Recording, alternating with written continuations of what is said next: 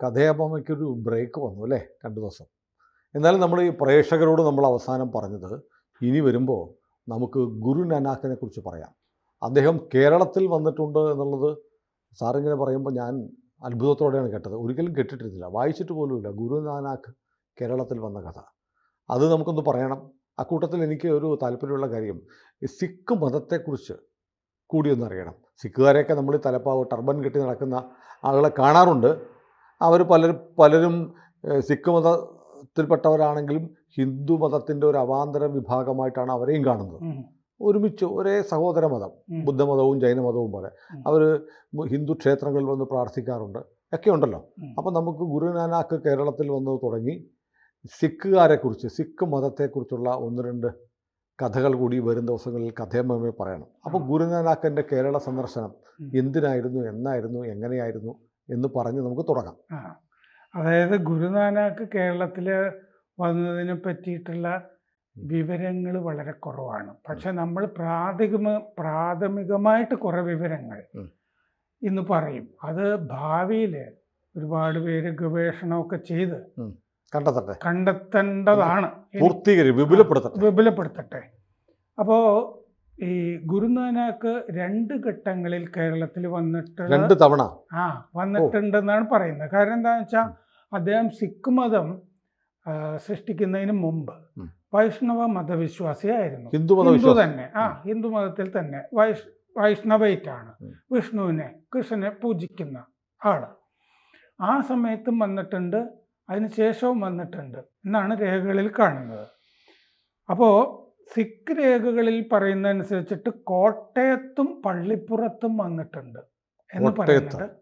കോട്ടയം നമുക്കറിയാം. കോട്ടയവും ഈ കോട്ടയാണോ ഇനി വയനാട് കോട്ടയാണോ എന്നൊക്കെ വേണമെങ്കിൽ സംശയിക്കാം. കോട്ടയമാണെങ്കിൽ കോട്ടയത്തിനടുത്ത് പള്ളിപ്പുറമുണ്ട്, പള്ളിപ്പുറം ചേർത്തലക്കടുത്ത് പള്ളിപ്പുറമുണ്ട്. വൈക്കത്ത് നിന്ന് നേരെ കായൽ കടന്ന് അപ്പുറത്തിലുമ്പോൾ പള്ളിപ്പുറം പഞ്ചായത്തിലേക്കാണ് ചെല്ലുന്നത്. പള്ളിപ്പുറം എന്ന് പറഞ്ഞാൽ കൊച്ചിയിൽ ഈ ക്രിസ്ത്യാനികളുടെ വലിയ സെമിനാരിയൊക്കെ ഉണ്ടായിരുന്നു, അവിടെയും പള്ളിപ്പുറമുണ്ട്. തിരുവനന്തപുരത്തുണ്ട് പള്ളിപ്പുറം. അതുണ്ട്, മറ്റേ കരുണാകരൻ്റെ മറ്റേ അപകടം നടന്ന പള്ളിപ്പുറം. കോട്ടയത്തും പള്ളിപ്പുറത്തും വന്നു എന്ന് രേഖകളിലുണ്ട്. ശ്രീ പത്മനാഭസ്വാമി ക്ഷേത്രത്തിൽ അദ്ദേഹം, എനിക്ക് തോന്നുന്നത് ഈ വൈഷ്ണവ മതവിശ്വാസിയായിരുന്ന കാലത്ത് ആണെന്നാണ് MG ശശിഭൂഷൺ എഴുതിയിട്ടുണ്ട്. ശ്രീ പത്മനാഭസ്വാമി ക്ഷേത്രം രേഖകളിലൊക്കെ അദ്ദേഹം വന്നതിനെ പറ്റി പറയുന്നതായിട്ട്. പിന്നെ വിശിഷ്ടാദ്വൈതം ഉണ്ടാക്കിയ രാമാനുജാചാര്യർ, ഈ അയ്യങ്കാർമാർ ഒക്കെ വരുന്നത് അതിൽ നിന്നാണോ? രാമാനുജാചാര്യർ, ചൈതന്യ മഹാപ്രഭു, പശ്ചിമ ബംഗാളിലെ നവോത്ഥാന നായകൻ, ഇവരുമൊക്കെ പത്മനാഭസ്വാമി ക്ഷേത്രത്തിൽ വന്നതായിട്ട് രേഖകളുണ്ട്. ഈ ചൈതന്യ മഹാപ്രഭുവിൻ്റെ ഒരു കാൽപാദത്തിൻ്റെ പതിഞ്ഞത് പത്മനാഭസ്വാമി ക്ഷേത്രത്തിൽ സൂക്ഷിക്കുന്നതായിട്ടും പറയുന്നുണ്ട്. ഈ ചൈതന്യ മഹാപ്രഭു ശുചീന്ദ്ര ക്ഷേത്രത്തിലും, ഈ ചൈതന്യ മഹാപ്രഭു വന്നതും പലർക്കും അറിയാത്തതുകൊണ്ടാണ് അതും കൂടി ഈ കൂട്ടത്തിൽ പറഞ്ഞു പോകുന്നത്. ആദിഗ്രന്ഥ് എന്ന് പറഞ്ഞാൽ ഗുരുഗ്രന്ഥ സാഹിബ്, അതിൽ ശ്രീ പത്മനാഭനെ പറ്റി ഗുരുനാനാക്ക് എഴുതിയ കവിത ചേർത്തിട്ടുണ്ട്. അതെയോ? ഗുരുനാനാക്ക് കവിയുമാണ്. കവിയുമാണെന്നുള്ളത് കേട്ടിട്ടുണ്ട്. പക്ഷേ ശ്രീപത്മനാഭനെ കുറിച്ച് ഗുരുഗ്രന്ഥ സാഹിബിൽ ഈ ഗുരുക്കന്മാർ പലരും എഴുതിയ കവിതകൾ ചേർത്തിട്ടുണ്ട് അതിൽ. ആ സമയത്ത് അദ്ദേഹം ഇതൊക്കെ എഴുതുന്ന സമയത്ത് വൈഷ്ണവ ഗോസ്വാമി ആയിരുന്നു എന്നാണ് രേഖകളിലുള്ളത്. രണ്ടാമത്തെ ഉദാസി, സിഖ് മതമൊക്കെ ഉണ്ടാക്കിയിട്ട് രണ്ടാമത്തെ ഉദാസി എന്ന് പറഞ്ഞാൽ തീർത്ഥയാത്ര. ആ സമയത്താണ് പിന്നീട് ശ്രീലങ്കയിലേക്ക് പോകുന്ന വഴിക്കാണ് തെക്കേ ഇന്ത്യയിലേക്ക് പോകുന്ന വഴിയും തിരിച്ചു വരുമ്പോഴും ആണ് തെക്കേ ഇന്ത്യയിൽ കാലുകുത്തുന്നത്. ഗുരു അർജൻ സിംഗ് 1564 മുതൽ 1604 വരെയാണ് ഈ 5ാമത്തെ ഗുരു എന്നാണ് എൻ്റെ ഓർമ്മ. അർജൻ സിംഗ് അദ്ദേഹമാണ് ഈ ഗുരുഗ്രന്ഥ സാഹിബ് സമാഹരിക്കുന്നത്. മുമ്പത്തെ ഗുരുക്കന്മാരൊക്കെ എഴുതിയതൊക്കെ വെച്ചിട്ട് ആണ് സമാഹരിക്കുന്നത്. അതിലാണ് ഈ പത്മനാഭനെ പറ്റിയിട്ടുള്ള കവിത. ശ്രീലങ്കയിലേക്ക് പോകുമ്പോഴി തെക്കേ ഇന്ത്യയിലേക്ക് വരുമ്പോൾ കർണാടകയിലെ ബീദർ എന്ന് പറഞ്ഞ സ്ഥലത്ത് വന്നു. അപ്പോൾ അവിടെ ബീദറിൽ വന്നതിൻ്റെ ഒരു സ്മാരകമായിട്ടാണ് അവിടെ ഗുരുദ്വാര ജീര സാഹിബ് ഉള്ളത്. ഒരു സരോവരം എന്നാണ് സിഖുകാർ പറയുന്നത്. ഗുരുദ്വാര കുളമാണ്. അതിലുള്ളത് അമൃതാണ് എന്നവർ വിശ്വസിക്കുന്നു. കാരണം ഇദ്ദേഹം കാലിൻ്റെ തള്ളവിരൽ കൊണ്ടോ ഈ വിരൽ കൊണ്ടോ ഒക്കെ തൊട്ട് കഴിഞ്ഞാൽ ഭൂമിയിൽ നിന്ന് സരോവരങ്ങൾ ഉണ്ടായി വരുന്നു എന്ന് പല കഥകളിലും ഉണ്ട്. ഇനി പറയുമ്പോഴും വേറെ ഉണ്ട്. സിഖ് മതം 16-ാം നൂറ്റാണ്ടിൽ ആണ് ഉണ്ടാകുന്നത്. ഏക് ഓംകർ എന്നാണ് അതിൻ്റെ സത്ത, ദൈവം ഏകം, ഏക് ഓംകർ. തെക്കനേഷ്യയിലും മധ്യേഷ്യയിലും മിഷണറി ആയിട്ടാണ് ഗുരുനാനാക്ക് സഞ്ചരിച്ചിട്ടുള്ളത്. അദ്ദേഹം പോയ സ്ഥലങ്ങളിലാണ് ഗുരുദ്വാര ഉള്ളത്. ഗുരുദ്വാര എന്ന് പറഞ്ഞാൽ ഗുരുഗേഹം എന്നാണ്, ദ്വാരവുമായിട്ടല്ല ഗേഹവുമായിട്ടാണ് ബന്ധം.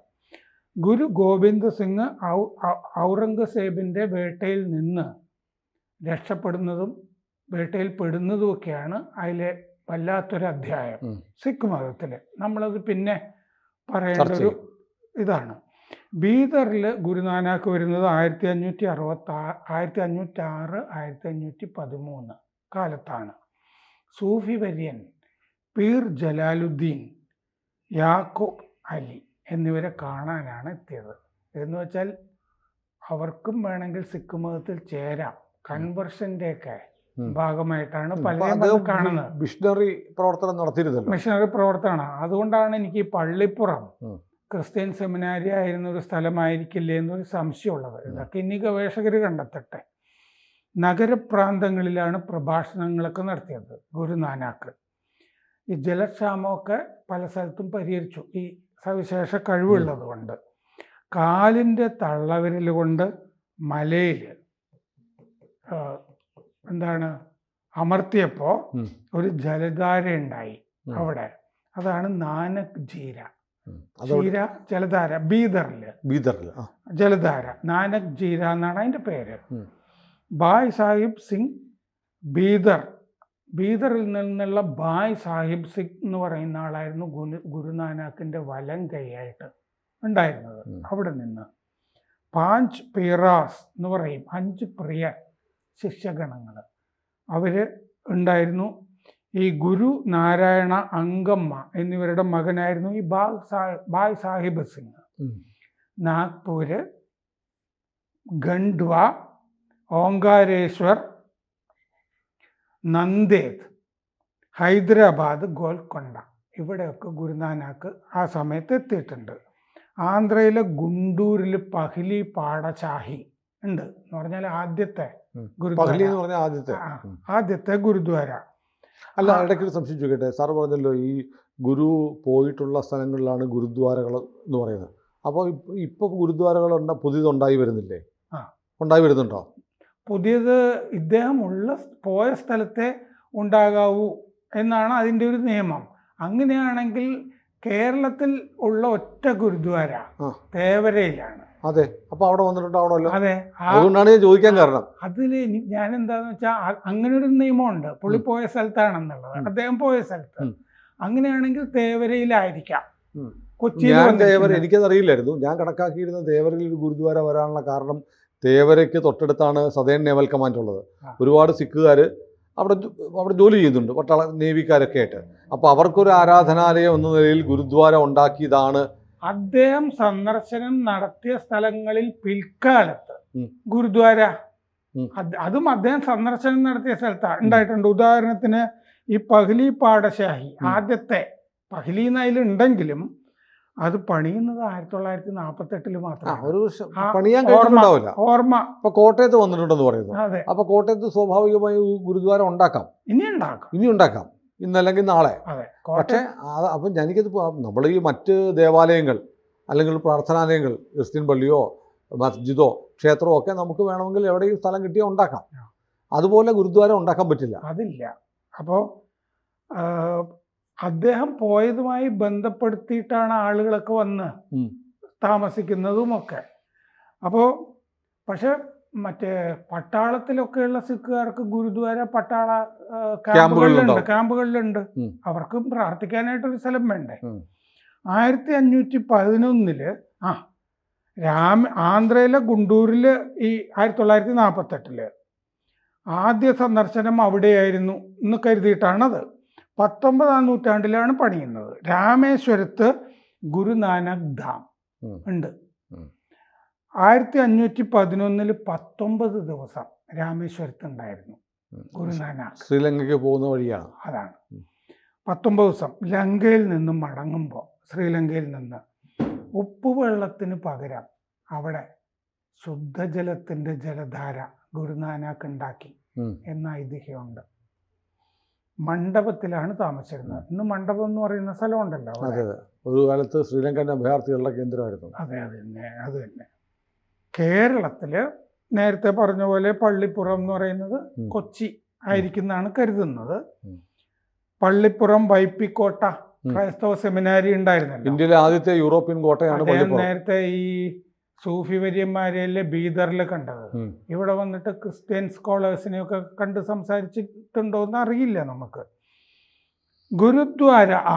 ഗുരുദ്വാര ടിൽഗഞ്ചി സാഹിബ് എന്ന് പറഞ്ഞൊന്ന് കേരളത്തിൽ നാനാക്ക് സ്ഥാപിച്ചതായിട്ട് സിഖ് രേഖകളിൽ കാണുന്നുണ്ട്. അങ്ങനെ ഒന്ന് കേരളത്തിൽ ഇല്ല. തേവരയിൽ ഗുരുസിംഗ് സഭ ആണുള്ളത്. ടിൽഗഞ്ചി സാഹിബ് എന്ന് പറഞ്ഞ ഒന്ന് നമ്മുടെ ബലൂചിസ്ഥാനിലെ ക്വറ്റയിലുണ്ട് ഇതേ പേര്. പക്ഷെ ഇവിടെ ഇല്ല. അപ്പോൾ ഇവിടെ സ്ഥാപിച്ചു ഡോക്യുമെന്റ് കാണുന്നുണ്ട്. അത് വേറൊരു സ്ഥലത്ത് ഏതാണ്ട് ഇതേ പേരിലുണ്ട്. ഹിന്ദു വിവേക് കേന്ദ്രത്തിന് ഇതൊക്കെ കണ്ടുപിടിക്കുന്നതിൻ്റെ ഒരു ശ്രമം നടത്തുന്ന ഒരു സിഖുകാരൻ ദേവീന്ദർ സിംഗ് ടോക്കി എഴുതിയിട്ടുണ്ട്. സിഖ് രേഖകൾ നോക്കിയിട്ട് ഗുരുദ്വാരകൾ ഉണ്ടായിരുന്ന സ്ഥലങ്ങൾ അദ്ദേഹം പറയുകയാണ്. ഹിന്ദു സേവ കേന്ദ്രത്തിന് എഴുതിയത് തെക്ക് ശ്രീരംഗം, തിരുമല, കാഞ്ചീപുരം, രാമേശ്വരം, ഗുണ്ടൂര്, ടിൽഗഞ്ചി സാഹിബിന് അദ്ദേഹം ബ്രാക്കറ്റിൽ പറയുന്നത് കുണ്ട്രി കുറ്റാലം എന്നാണ്. തമിഴ്നാട്ടില് അവിടെയായിരുന്നു ടിൽഗഞ്ചി സാഹിബ്. അറിയില്ല.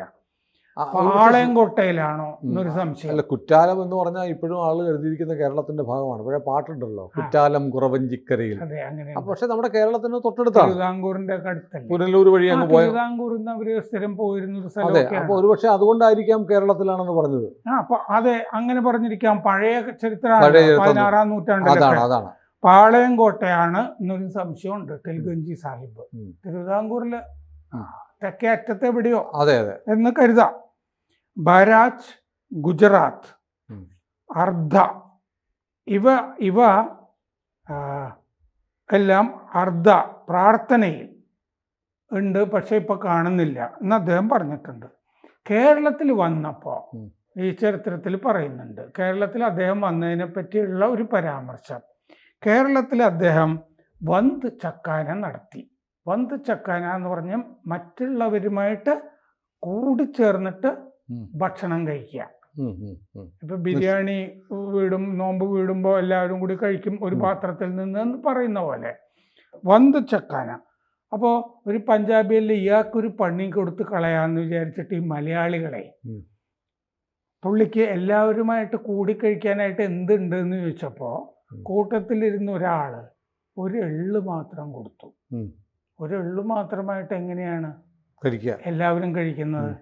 അപ്പൊ അദ്ദേഹം ഗുരുനാനാക്ക് അത് എന്ത് ചെയ്തു എന്ന് വെച്ച് കഴിഞ്ഞാൽ പൊടിച്ചിട്ട് വെള്ളത്തിലിട്ടു. ഇനി നമുക്ക് എല്ലാവർക്കും ഈ വെള്ളം കുടിക്കാം എന്ന് പറഞ്ഞതായിട്ടാണ് കഥ. അല്ല, അതൊരു ഐഡിയ ആണല്ലേ. അത് ഒരു ആശയമാണ്. എന്നാലും പഞ്ചാബിയെ പറ്റിക്കാൻ നോക്കിയാൽ പറ്റൂല. മാത്രമല്ല, ഗുരു അതിലൂടെ ഒരു സന്ദേശം കൊടുക്കുകയാണല്ലോ. ഒരു തരി, ഒരു കടുകുമണിയോളം ഉള്ളതാണെങ്കിൽ പോലും പങ്കുവയ്ക്കാൻ കഴിയും എന്നുള്ള സന്ദേശമുണ്ട്. അതെ, വലിയ സന്ദേശമാണ്. അതാണ് പങ്കുവയ്ക്കുക എന്നുള്ളത് വലിയ സന്ദേശമാണ്, പലർക്കും കഴിയാത്തതുമാണ്. അതെ. അപ്പോൾ ഇങ്ങനെ ഏതോ ഒരു സ്ഥലത്ത് ഇങ്ങനെ ചെയ്തത്, പത്മനാഭസ്വാമി ക്ഷേത്രത്തിൽ പോയത്, ഇങ്ങനെയുള്ള ചില ചെറിയ കഥകളെ നമുക്ക് ഗുരുനാനാക്കിനെ പറ്റി കേരളത്തിൽ നിന്ന്. അതെ, പക്ഷേ ഗുരുനാനാക്കിൻ്റെ ഒരു വലിയ ജീവിതം ബാക്കിയുണ്ട്. അത് നമ്മൾ വരും ദിവസങ്ങളിൽ സിഖ് കഥകൾ പറയുമ്പോൾ അത് നിശ്ചയമായും വരും. അത് വരും. കൂടുതൽ വാർത്തകളും വിശേഷങ്ങളും നിങ്ങളിലേക്ക് എത്താൻ ABC മലയാളം സബ്സ്ക്രൈബ് ചെയ്യുക, ബെൽ ബട്ടണും അമർത്തുക.